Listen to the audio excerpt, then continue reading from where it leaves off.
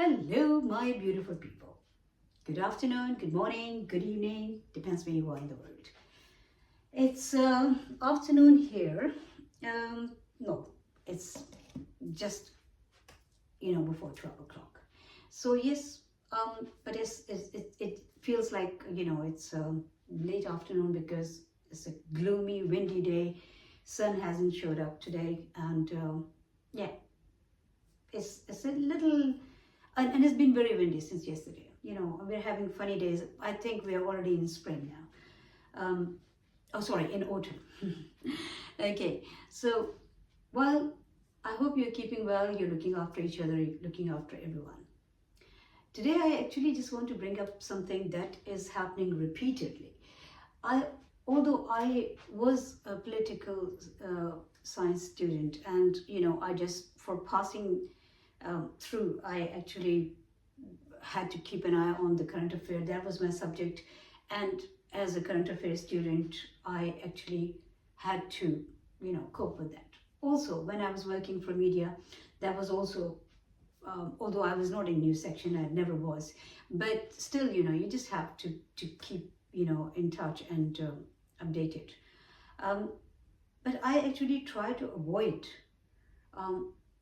commenting on any kind of politics because it's just not my domain. It's just not something that interests me anymore. And there are so many complications, so many problems, and it can also create a problem because your views sometimes can be taken in totally different and wrong way. But I have been seeing what's happening in England, especially whatever has happened a few days ago in London. 300,000 people gathered there. People who are doing it in the name of patriotism.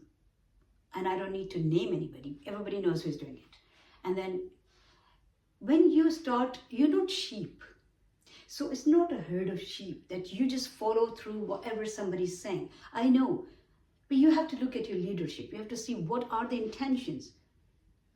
Where this whole thing is being funded from. Why?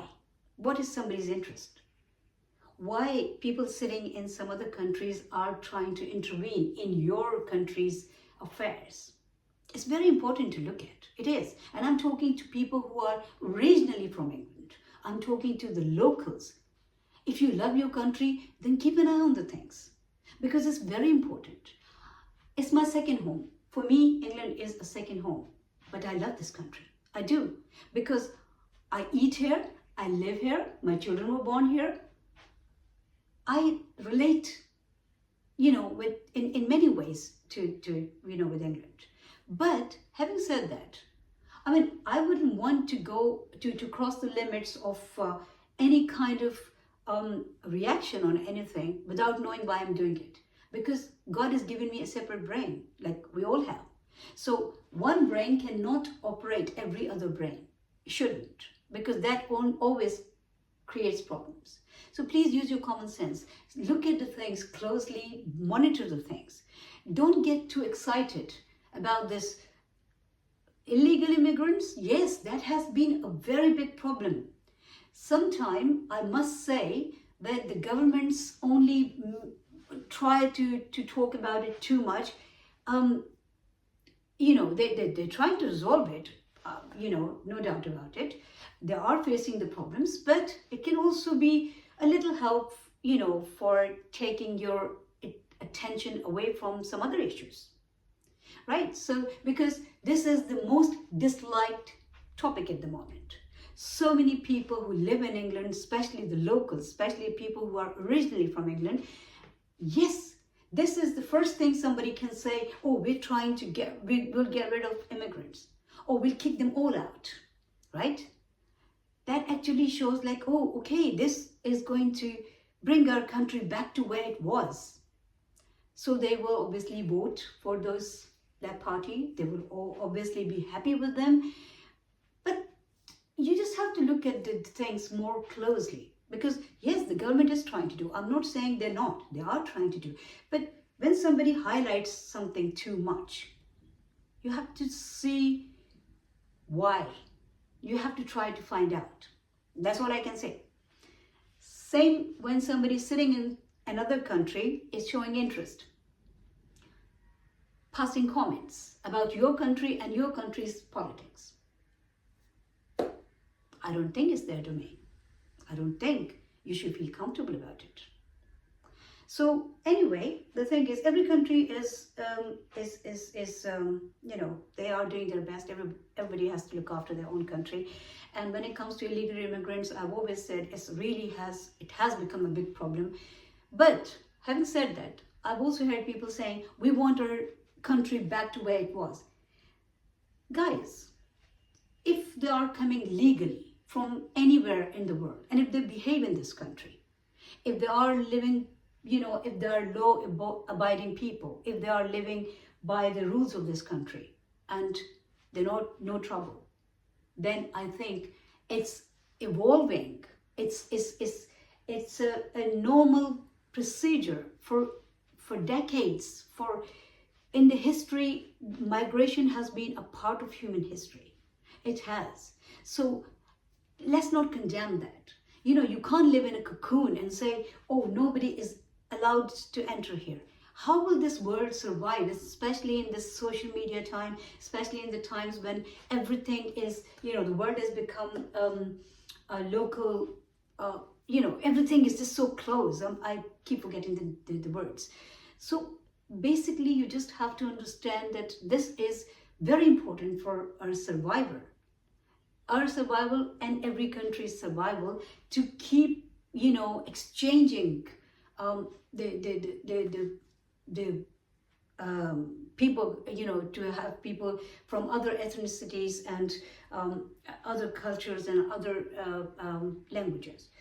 When it comes to the people who come to this country, I will say to them, guys, have some respect, because I've seen people who want my way or highway here as well. No, this is so disrespectful, because the thing is, this country is welcoming you. It's trying to help you. It's when you come here, they welcome you. That's why you get the visa, right? And if you are here and you got the permanent, which is like indefinite ILR, or if you got a British passport, whatever, then you have more responsibility on your shoulders, because then you're also representing this country. So don't be a nuisance.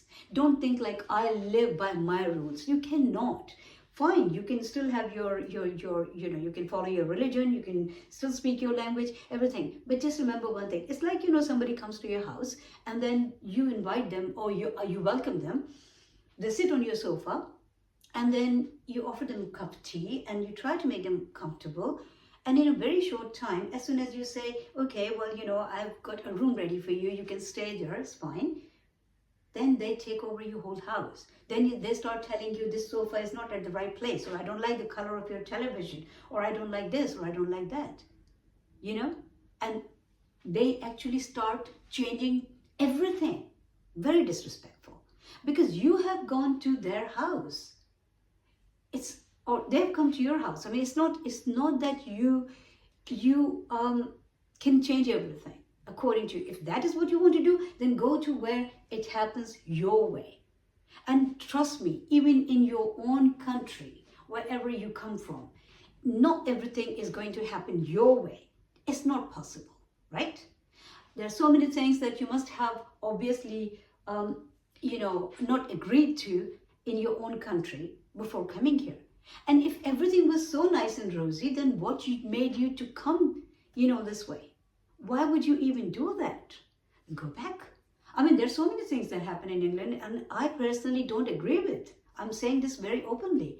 And I think we all are individuals, probably, at least in words, we have some right, and I reserve that right of my opinion. And I think we all have that right. But that doesn't mean that you start poking your nose in everything. I've seen people saying, well, I'm here, so, I don't care what the other people say, and, I will talk of my religion in public. And why would you do that? Why would you do that?